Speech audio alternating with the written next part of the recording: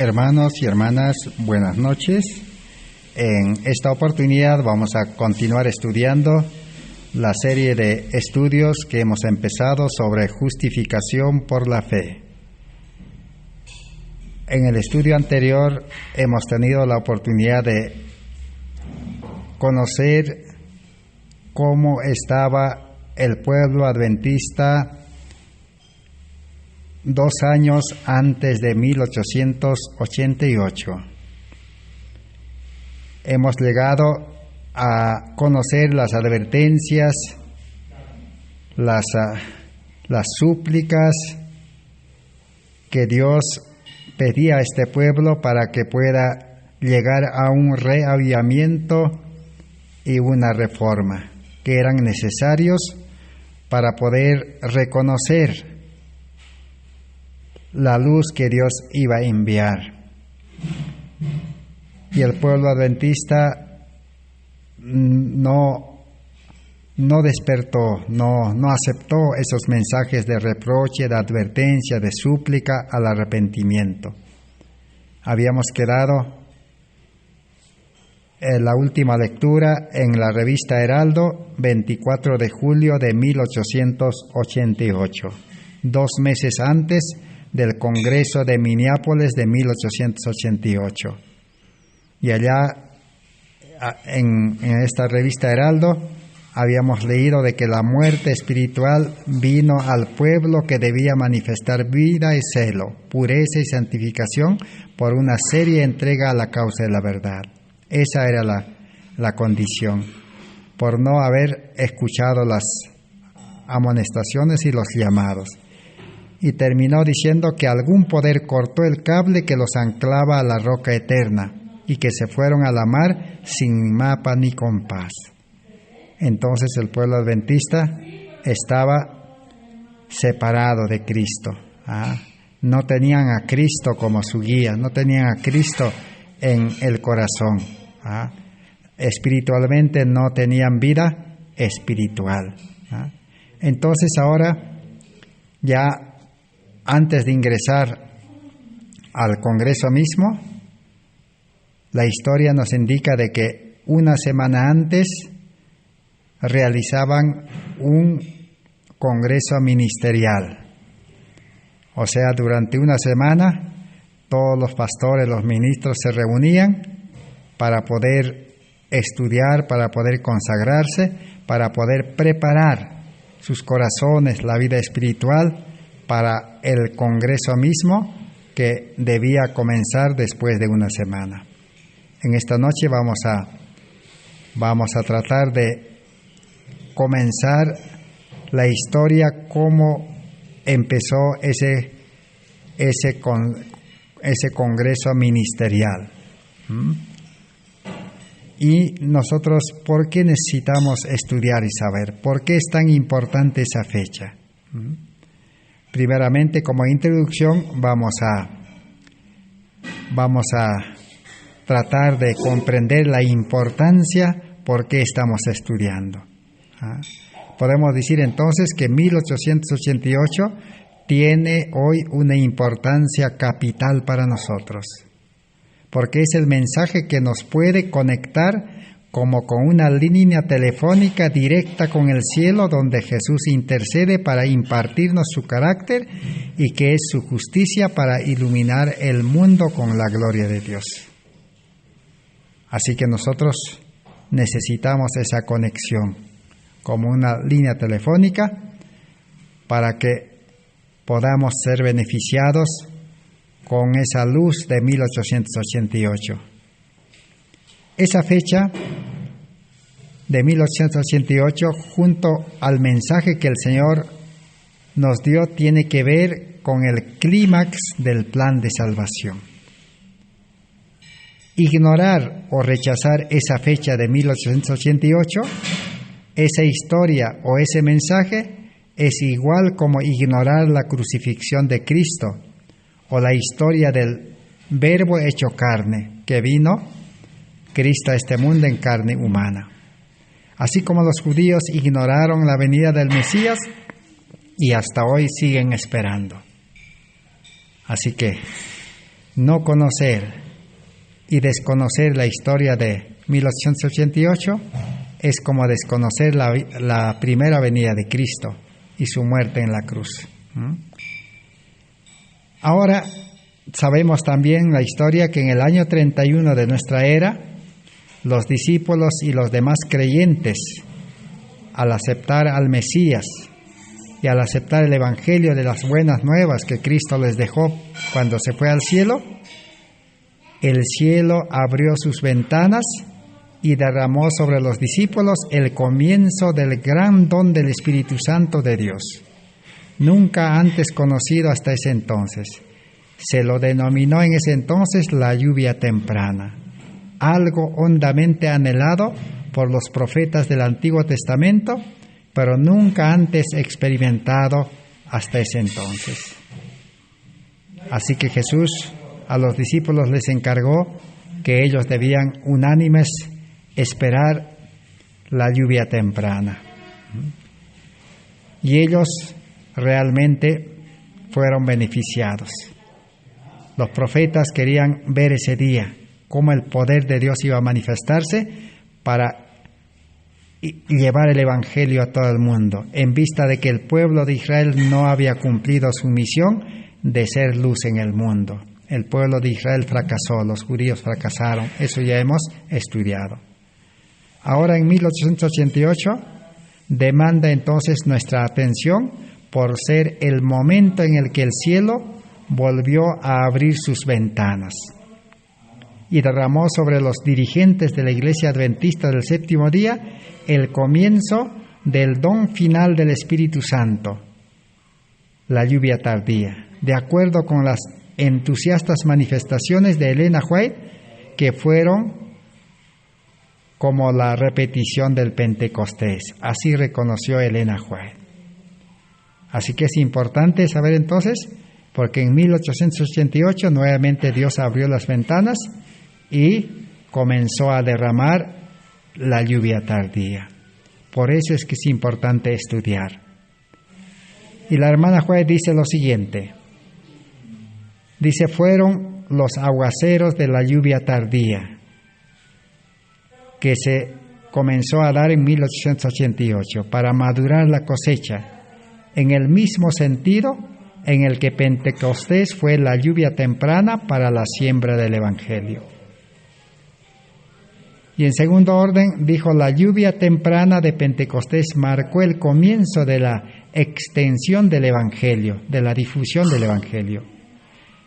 Durante todos los siglos desde entonces, un número ingente de personas de todo el mundo oyeron las buenas nuevas del ministerio de Jesús en el primer departamento del santuario celestial.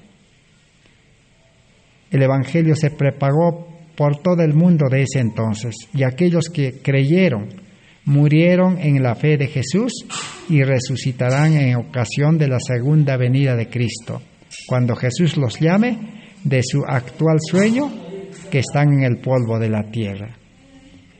Así que este es el resultado que produjo en el día de Pentecostés, de la lluvia temprana.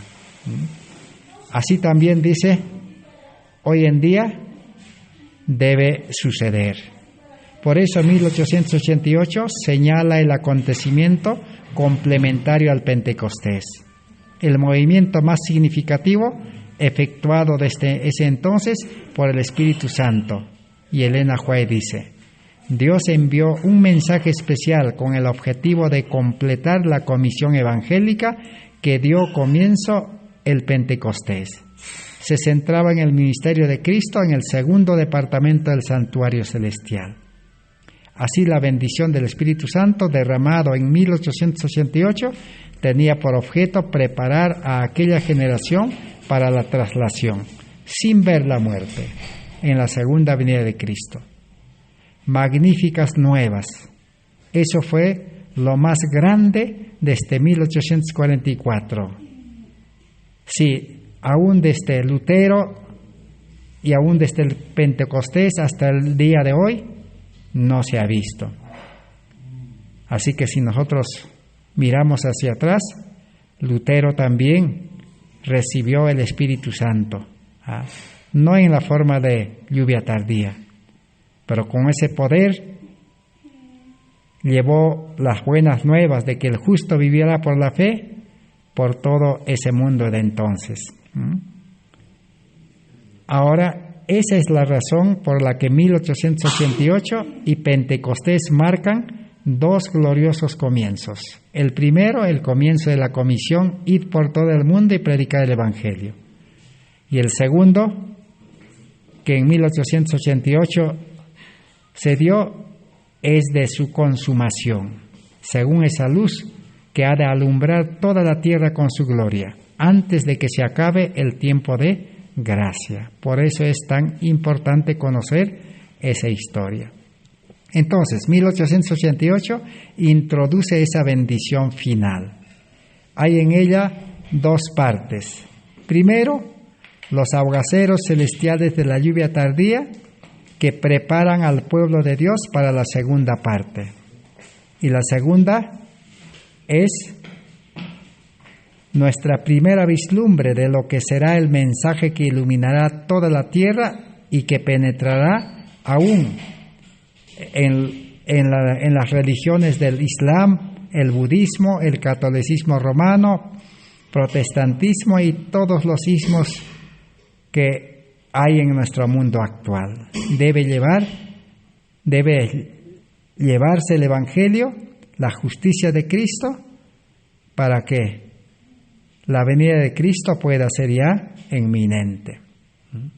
Así que será una presentación del Evangelio en el marco del nuevo pacto y la invitación a recibir la justicia de Cristo, que poseerá tal poder de convicción, tal poder de conversión de almas, que nada en la historia pasada lo ha podido igualar. El mundo entonces está esperando esa manifestación. Eso es lo que en 1888 se presentó. Como una breve introducción, vamos a mencionar que los protagonistas en 1888, a los mensajeros que Dios utilizó, eran dos jóvenes pastores. Y ellos eran delegados a la Conferencia General de Minneapolis. Y estos pastores, movidos por el Espíritu Santo a proclamar el mensaje del tercer ángel en una nueva luz que ninguno de sus hermanos había percibido en anterioridad como buenas nuevas de tal magnitud. En humildes presentaciones, los dos jóvenes mensajeros mostraron que el verdadero núcleo o esencia del mensaje del tercer ángel no es el legalismo propio del antiguo pacto, motivado por el temor, sino un bendito mensaje de gracia sobreabundante. Incluía una visión más madura de la justificación por la fe, el tipo de fe que obra por amor y produce una vida santa caracterizada por la justicia de Cristo. Ese es el mensaje que presentaron estos dos mensajeros. Y lo que trajo tal alegría al corazón de Elena White al oír por primera vez el mensaje fue la contestación de que estaba sucediendo algo trascendente, la proclamación de un tipo de fe como esa convertía a quienes lo aceptaban en obedientes a todos los mandamientos. Ese era el mensaje que se estaba presentando en 1888. Y la hermana White dice que vio algo por primera vez en 45 años. Ese mensaje estaba dando a los pecadores. La iglesia está llena de ellos, del don de arrepentimiento que borraría los pecados y los prepararía para encontrarse con Jesús sin resultar confundidos ante su presencia. Así que era un mensaje de arrepentimiento y conversión, para que sus pecados sean borrados y que reciban la lluvia tardía que iba a darse en ese entonces. Entonces, después que el mensaje hubiese hecho su obra en la iglesia, habría de extenderse a todo el mundo. Estaba a punto de suceder aquello que los antiguos profetas y apóstoles esperaban tan ansiosamente.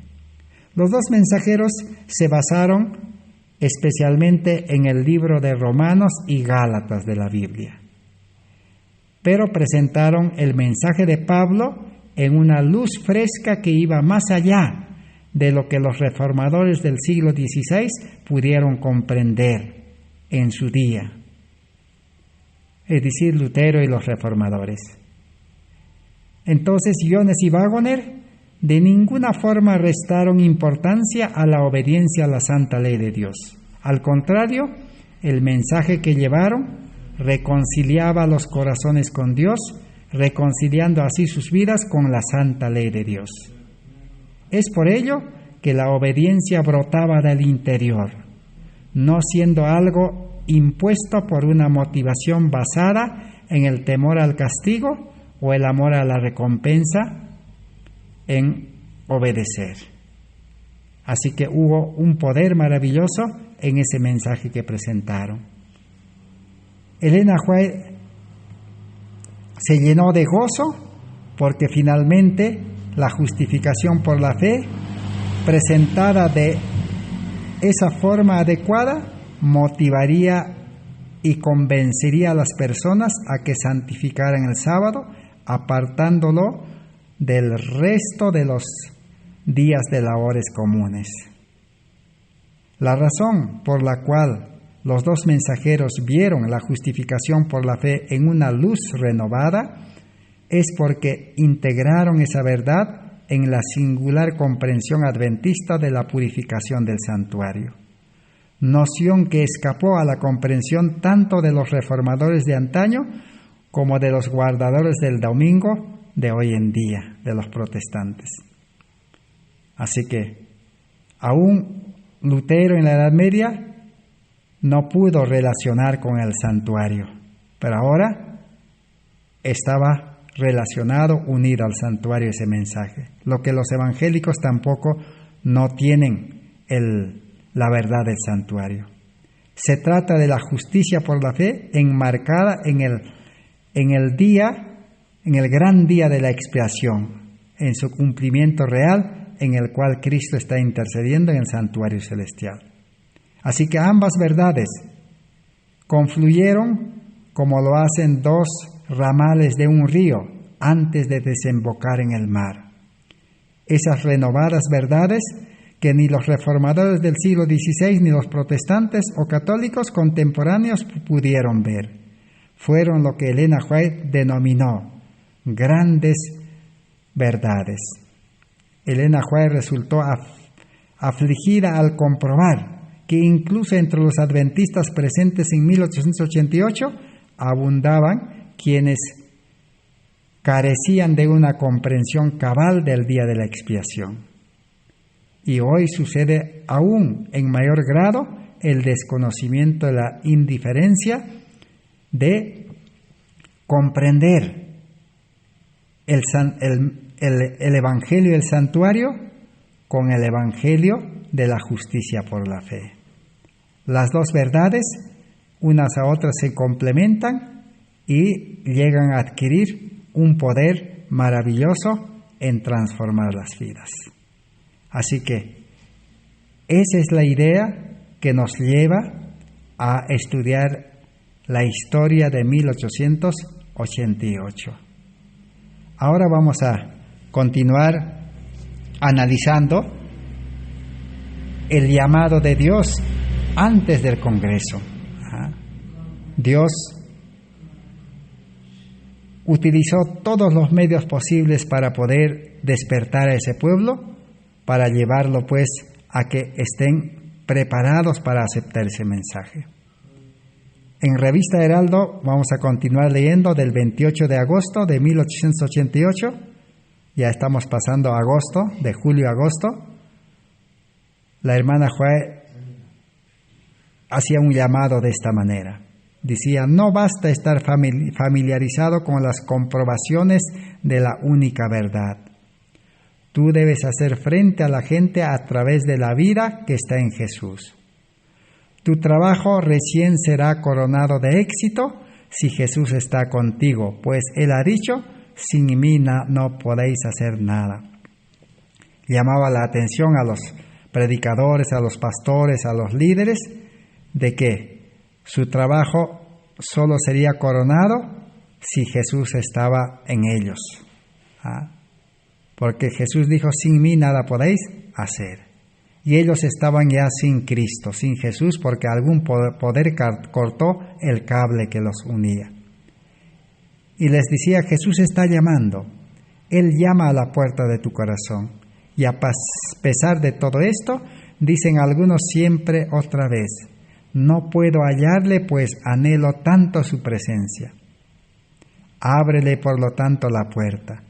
Vacía el templo de tu alma de los mercaderes y invita a entrar al Señor y dile, te amaré con toda mi alma, haré las obras de justicia, obedeceré tu ley. Entonces sentirás la pacífica presencia de Jesús en tu corazón. Pero a la luz de estas declaraciones, como dice, siempre decían muchos, no puedo hallarle a Cristo, no puedo experimentar que Cristo entra en mi corazón, estoy pidiendo, decían. Hasta el día de hoy, los creyentes siguen pidiendo a Cristo que entre a su corazón y Cristo no entra al corazón. ¿Por qué no entra? Dice aquí, porque el templo de su alma, el corazón está lleno de los mercaderes. Entonces necesitamos estudiar cómo se puede renunciar y cómo se puede liberar de los mercaderes que están en nuestro corazón, o sea, el mundo, la vida del mundo, para que Cristo entre. Si no, no va a entrar, dice. Por más que nosotros oremos, ayunemos, pidamos, aunque sea a gritos, así como los profetas de Acab, del pueblo de Israel, dice que pedían a gritos, pedían hasta se sacrificaban, dice ellos, ¿no? Pero Dios no respondía. Es que ellos no querían renunciar al Dios de este mundo de Baal, al Dios Baal. Hoy en día, Baal es el mundo. El ser humano, la naturaleza humana está tan apegado a las cosas del mundo. Bueno, ahora leamos un mes antes, Revista Heraldo, 11 de septiembre, porque ya en el mes de octubre va a comenzar el Congreso Ministerial. Estamos ya 11 de septiembre de 1888, Revista Heraldo. Dice lo siguiente: ¿cuál es la obra de los ministros del Evangelio? Es impartir bien la palabra de verdad, no inventar un nuevo Evangelio, sino dar a conocer de manera correcta el Evangelio que ya les fue encomendado. No pueden aferrarse a sermones antiguos para presentarlos a su iglesia, pues esas predicaciones formales no serán apropiadas para la situación y la necesidad de la gente. Así que el llamado era de que no debían inventar un nuevo evangelio. Así como Pablo dice en su libro Gálatas capítulo 1, 2, de que había otro evangelio, un evangelio pervertido, un evangelio que no llevaba a la conversión. Un evangelio que llevaba, dice, a las obras de la ley, a buscar la justicia obedeciendo la ley. Ese mismo era el problema del pueblo adventista. Así que ese evangelio era pues los sermones antiguos, las predicaciones formales sin vida, porque tampoco los ministros no estaban convertidos. Sigue diciendo, la solemne pregunta debiera ser considerada por cada miembro de nuestras iglesias. ¿Cómo estamos delante de Dios como profesos seguidores de Jesucristo? La muerte espiritual sobrevino al pueblo de Dios, que debiera estar manifestando vida, celo, pureza y consagración. Nuevamente, repite el llamado. Tenemos más advertencias en Testimonios para la Iglesia. Allí está registrado en el tomo 4, 315. Allí está. Dice lo siguiente. Muchos de los que les presentaron la verdad están desprovistos de la verdadera piedad. Pueden tener la teoría de la verdad, pero no están completamente convertidos. Así que entonces, no estaban convertidos los que presentaban el Evangelio, la teoría, el mensaje adventista. Sus corazones eran carnales, dice. No habían experimentado la verdadera conversión. Sigue diciendo, anhelo ver a nuestros ministros espaciándose más en la cruz de Cristo, mientras sus propios corazones se enternecen y subyugan ante el amor incomparable del Salvador, quien realizará este sacrificio infinito. O sea, necesitaba que se predique a Cristo crucificado. Esa era la gran necesidad que había en ese tiempo. Y también tenemos la siguiente advertencia en Revista Heraldo del 11 de marzo de 1890. Comprueba la situación de la Iglesia. Dice, tropezaréis con tales que dirán, estáis demasiado excitados por esta cuestión, lo tomáis demasiado en serio. No debéis extender la mano hacia la justicia de Cristo y hacer de ella un asunto tan primordial. Debéis predicar la ley. Esa era la situación que reinaba en ese tiempo. ¿Qué decían? No hay que darle tanta importancia a esta cuestión, ¿no?, de los llamados. No debemos tomarlo tan en serio en dedicarnos en conocer acerca de la justicia de Cristo, decían. No es tan primordial. Debéis predicar la ley, decían. Y la hermana White, que dijo, como pueblo hemos anunciado la ley hasta quedar tan secos como las colinas de Gilboa, donde no caía ni lluvia ni rocío. Debemos predicar a Cristo en la ley. Entonces habrá jugo, alimento en las predicaciones. Y esto servirá de comida a la manada hambrienta de Dios. No debemos confiar de ninguna manera en nuestros propios méritos, sino en la de Jesús. Ahora vamos a ingresar al mes de octubre ya. Hemos leído de julio, agosto, ahora octubre. Octubre era ya el comienzo del Congreso Ministerial. Dice en la mañana del 11 de octubre, en su primer sermón, durante la asamblea ministerial, la hermana White dijo, hermanos, es una necesidad real que nos elevemos a una norma más alta y más santa. Manuscrito 6 de 1888. Ese es el llamado que hizo la hermana White. Y en Revista Heraldo del 8 de octubre de 1888, estos son los últimos llamados que hizo la hermana White. En su primer sermón matutino del Congreso Ministerial, la hermana White dijo las siguientes palabras. Hay muchos ministros que nunca estuvieron convertidos y que no participan de la naturaleza divina. Cristo no mora en sus corazones por la fe. Por eso es que se predican demasiados sermones sin Cristo. Así que nuevamente reiteró ya por últimas veces de que los ministros necesitaban convertirse para estar en esa asamblea ministerial. En la misma revista Heraldo del 8 de octubre aparece la siguiente declaración. El llamado final del mensaje de esa mañana fue: que podamos estar todos convertidos. Queremos que los ministros y los jóvenes ministros se conviertan. Así que el anhelo, el deseo de la hermana White era que todos estén convertidos. Pero como habíamos visto, ¿por qué hizo ese llamado? Porque no estaban convertidos.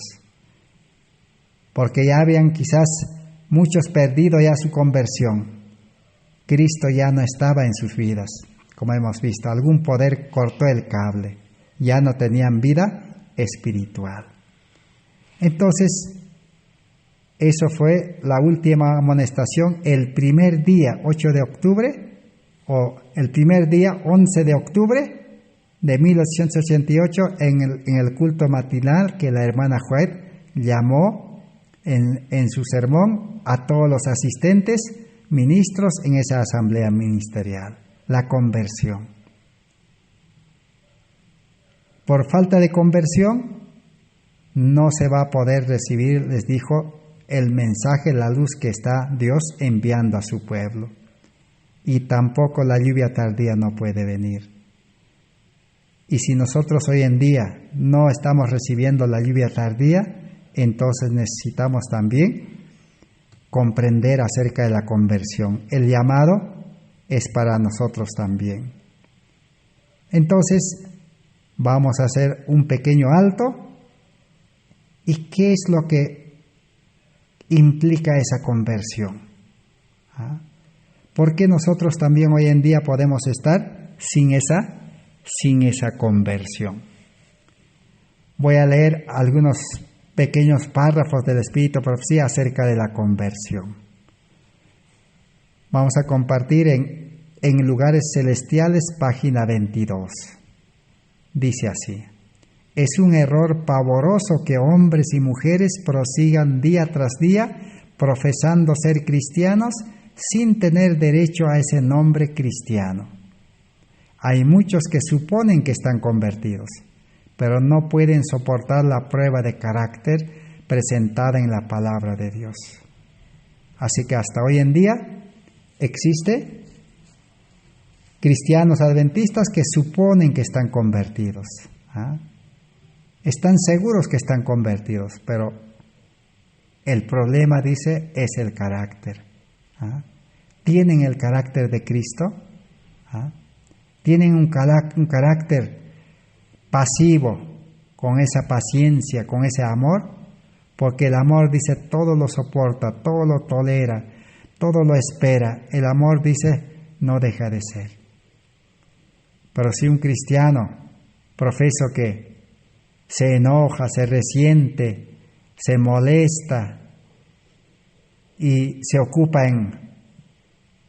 en buscar faltas, en criticar a personas, esa clase de creyentes, dice, no están convertidos.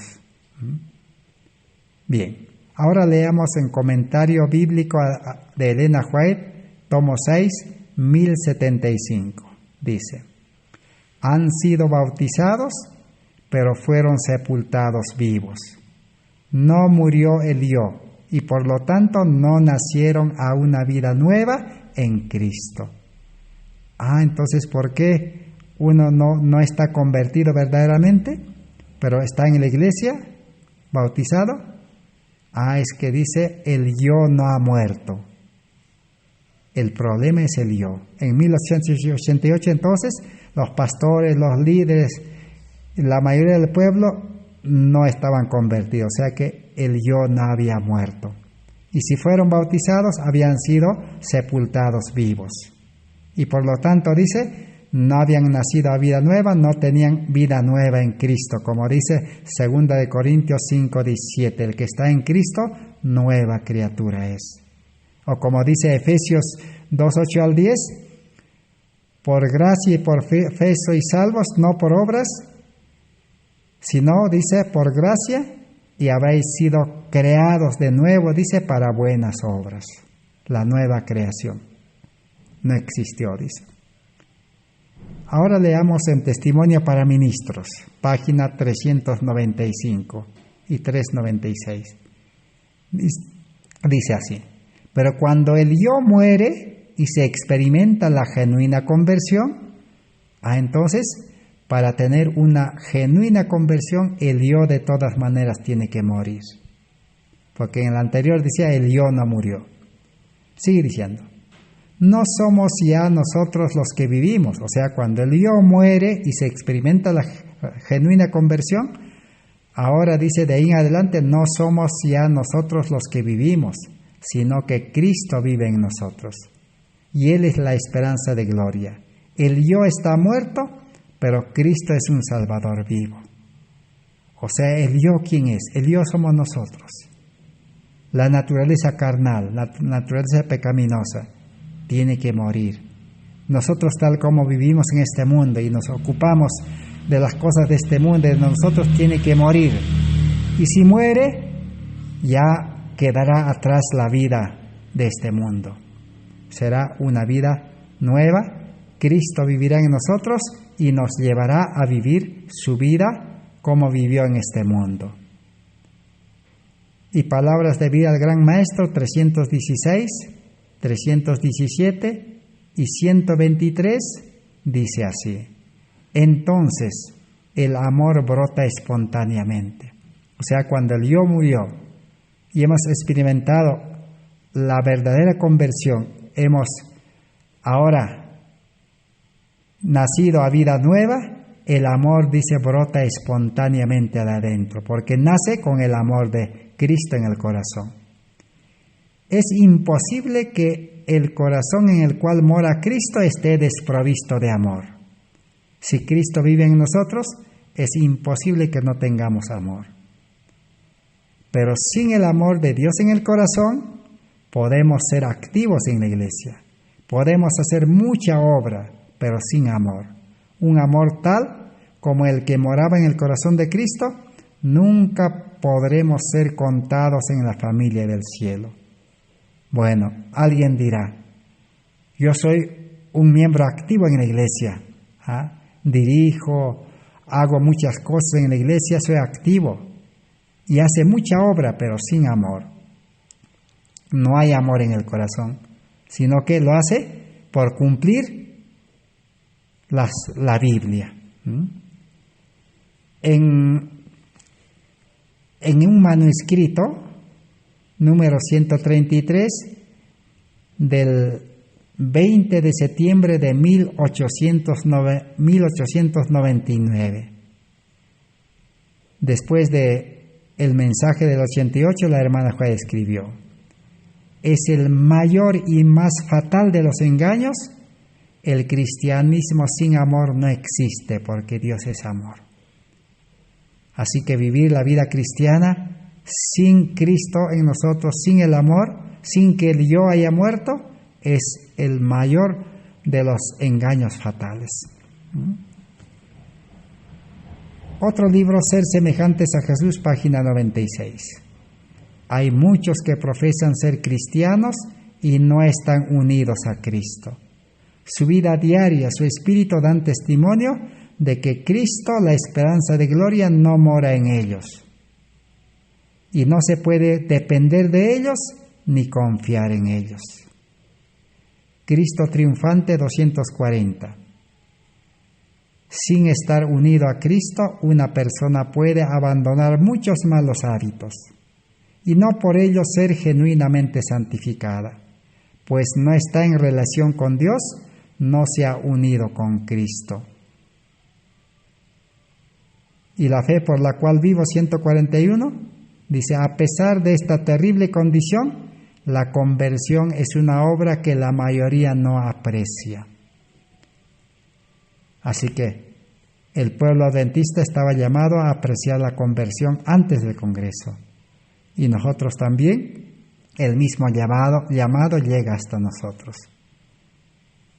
Hemos visto que sin amor, sin estar unido a Cristo, una persona puede hacer mucha obra, Puede estar activo en la iglesia, como hemos visto. Puede, dice, aún hacer muchas obras, cumplir la ley, puede abandonar muchos malos hábitos, puede mejorar su vida, pero nunca va a llegar a estar santificado totalmente. Necesita nuevo nacimiento, conversión, el yo debe morir.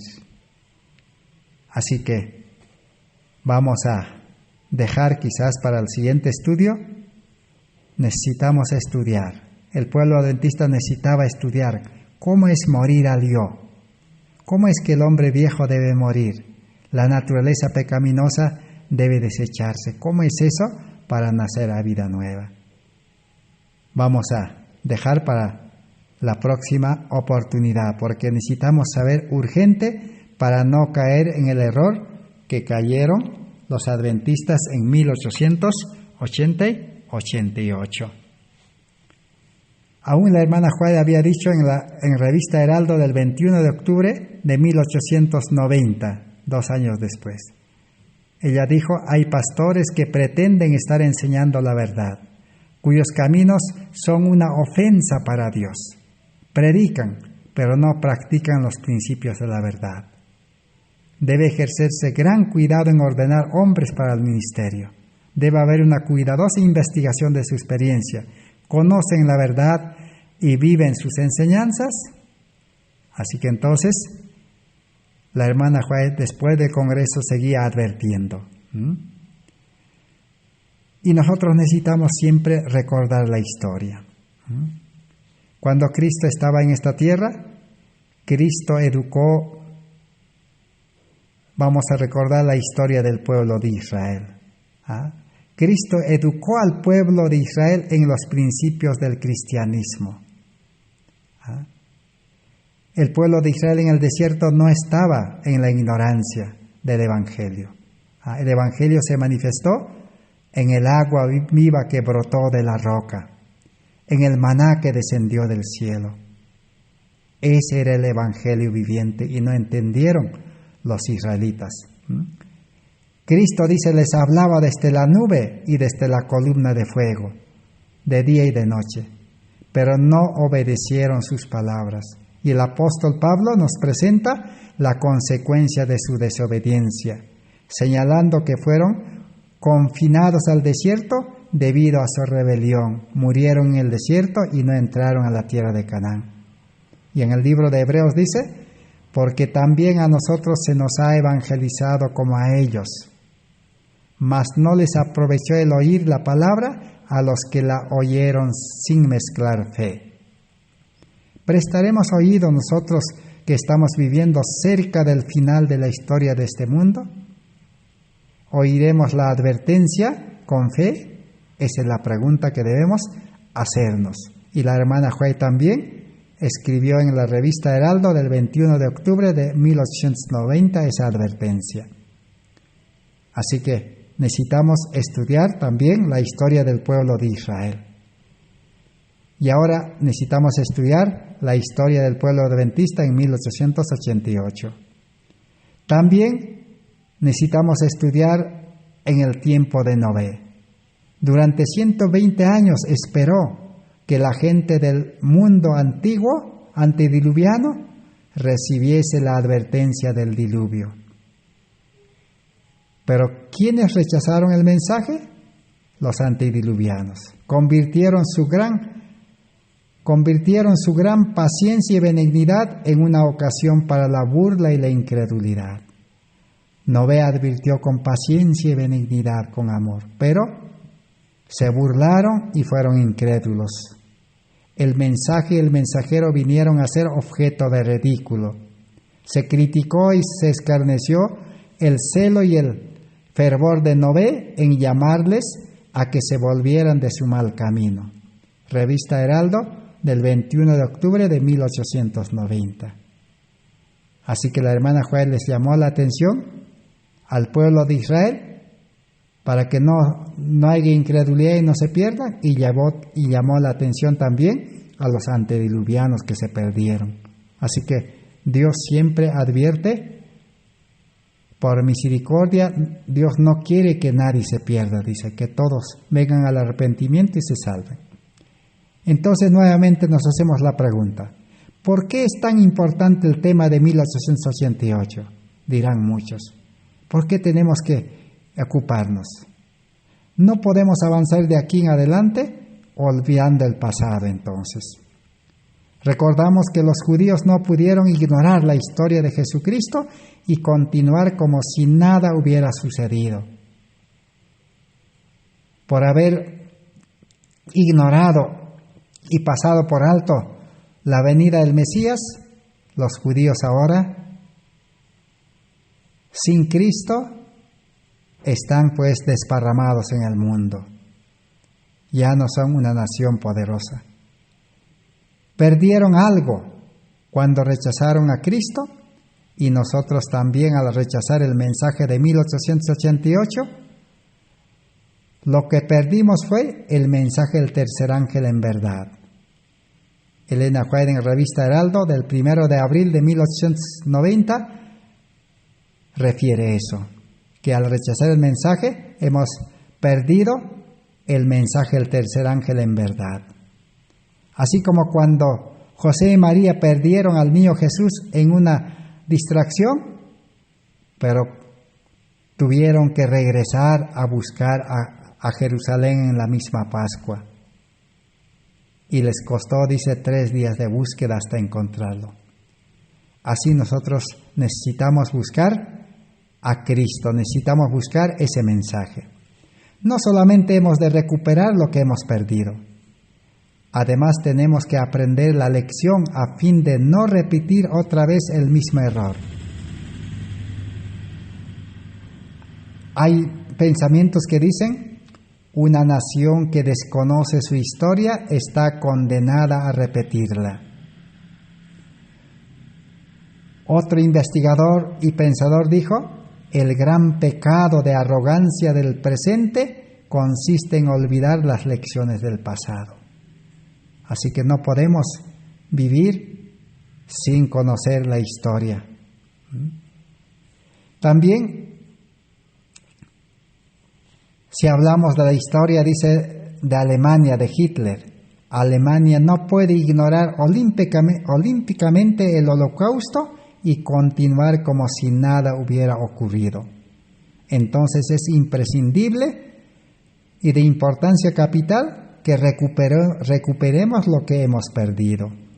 ¿Cuáles son los hechos con respecto a si el mensaje fue aceptado o rechazado en 1888? ¿Qué dicen los adventistas después de 1888 al respecto de rechazo de ese mensaje? Dicen, confiando en su dirección y sabiduría de nuestro Dios Todopoderoso y Misericordioso, que conoce la historia del pasado, del presente y del futuro, nosotros debemos intentar reconstruir la historia en base a los materiales y fuentes que tenemos a mano. Pero los escritores, después del 88, hubieron escritores sinceros que han pretendido que fue aceptado y que se lo ha venido proclamando clara y poderosamente desde entonces. Si esto es así, hay ciertas cuestiones embarazosas que exigen una respuesta a esas aseveraciones. Así que aún el pueblo adventista mismo y muchos escritores han dicho que sí hemos aceptado después y estamos proclamándolo, pero necesita pues hacer las siguientes preguntas. Si ese mensaje se aceptó después, si estamos predicando, entonces, ¿por qué la iglesia en general es tibia? Ya más de 132 años han pasado después de haber aceptado el comienzo de la lluvia tardía y el fuerte clamor. ¿Por qué entonces hay tibieza? Hay negligencia. ¿Por qué no se ha completado la comisión evangélica? ¿No se ha dado el fuerte pregón? Y se ha preparado un pueblo para la segunda venida de Cristo. ¿Qué pasó? ¿Y por qué Cristo no ha regresado hasta ahora? Esas son las preguntas que necesitan respuesta. Y si el mensaje fue el comienzo del fuerte clamor de Apocalipsis 18, como Elena White escribió, entonces algo no ha funcionado, pues aquí estamos más de un siglo después. Cuando sabemos que el fuerte clamor tenía que propagarse como fuego en el rastrojo, así dijo Elena White en Revista Heraldo del 15 de diciembre de 1885. Cuando ese mensaje se acepte, ese mensaje debe propagarse como fuego en el rastrojo. ¿Qué pasó 132 años que no se propagó como fuego en el rastrojo? ¿Y qué pasó? Que el pueblo que espera todavía no ha sido preparado. En el año 1893, Elena White, es decir, después de 4 años, del 88, escribió y dijo que si el mensaje hubiera sido aceptado, la comisión evangélica del fuerte pregón ya podría haberse completado. Boletín de la Conferencia General de 1893, página 19. Algunos pueden decir y consideran que Elena White fue ingenua al considerar esa posibilidad antes de la era de la televisión, de los aviones, de las computadoras. Muchos pueden decir difícil que se hubiera dado el fuerte pregón porque la ciencia todavía no estaba avanzado en 1893, porque no había televisión, aviones, computadoras. Pero no deben olvidar que el Evangelio es poder de Dios para salvación, según Romanos 1, 16, 17. Muchos israelitas incrédulos debieron dudar de que David pudiera abatir a Goliat con unas piedras y una honda, y sin embargo lo hizo. Muchos israelitas debieron también dudar que Gedeón, con los 300, pudieran derrotar a los madianitas, un ejército poderoso. Pero ocurrió la victoria de Gedeón con los 300. Así que entonces, Dios en cualquier tiempo, en cualquier momento, puede derrotar. No podemos nosotros dudar. Hoy necesitamos provisión fresca del pan de vida. Necesitamos recordar que cuando Jesús alimentó a los 5,000, ¿qué les dijo a los discípulos? Les dijo: recoged los pedazos que sobraron para que no se pierda nada. San Juan 6:12. ¿Y cuánto recogieron? 7 canastas. Y el Señor envió el mensaje de 1888. Debemos recoger cada pedazo de ese mensaje que quedó, que su providencia nos ha concedido.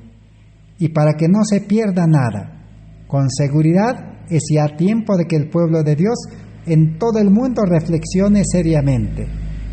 No constituye una irreverencia y falta de respeto el que pidamos al Señor nueva luz, mientras que criticamos y rechazamos la luz que Él nos envió ya con anterioridad en 1888.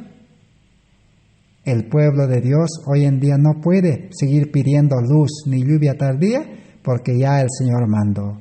Necesitamos recoger esos pedazos y alimentarnos y ser preparados. Así que este es el mensaje que a través de los años se ha ido atacando fieramente al mensaje de 1888. No solo desde fuera de la iglesia, sino muy especialmente dentro de nuestra iglesia. Un mensaje que ha sufrido tal cantidad de mutaciones y distorsiones a través del tiempo, que actualmente cada adventista parece tener su propia versión simplificada o amplificada del plan de salvación o de justificación por la fe. El verdadero mensaje de Minneapolis es virtualmente desconocido después de 132 años hasta hoy, al haberse perdido entre las satánicas sombras de las distorsiones y aberraciones teológicas y la ceguera laodicense del velo del antiguo pacto. Así que ese mensaje hasta hoy no se conoce en su verdadera amplitud ni en su contenido al 100%, sino que cada uno, ¿qué ha hecho? Tiene su versión. Algunos lo han simplificado y otros lo han amplificado para mal. Porque ese mensaje debe producir 2 frutos, 2 resultados, para que sea verdadera y completa. Uno, que debe llevar a la conversión verdadera, y el creyente debe tener ya la justicia de Cristo, el carácter de Cristo, debe vivir la vida de Cristo. Y el mundo está esperando, dice, no la teoría, no las prédicas teóricas. El mundo está cansado de escuchar evangelio, palabra de Dios. El mundo quiere ver a Cristo en la persona de los cristianos. Quiere ver la vida de Cristo en el carácter de los creyentes, no solo la teoría. Y el segundo resultado que debe producir el mensaje de la justicia es que debe producir, dice, el fuerte pregón. Debe recibirse la lluvia tardía, porque la lluvia tardía solo se da cuando el carácter de Cristo está en el creyente al 100%. Y ese mensaje de la justicia será como fuego en el rastrojo. Así que si los creyentes ya que han predicado y han tratado de vivirlo, si tienen el carácter de Cristo y el evangelio se ha propagado como fuego en el rastrojo, yo creo que nosotros estaríamos de más para ahora preocuparnos y ocuparnos en ese mensaje. Pero estamos seguros que todavía eso no ha acontecido. Y nosotros, esta generación, somos los privilegiados y los que podemos todavía alcanzar a esa bendición, porque aún el tiempo de gracia se ha extendido hasta ahora. Ese es nuestro gran propósito por el cual vamos a comenzar a estudiar lo más que podamos cómo fue ese congreso y cómo fue ese mensaje. Gracias por vuestra atención. Mañana continuaremos con la asamblea ministerial. ¿Qué pasó en esa asamblea ministerial con los pastores, los delegados no convertidos? Gracias por vuestra atención. Amén.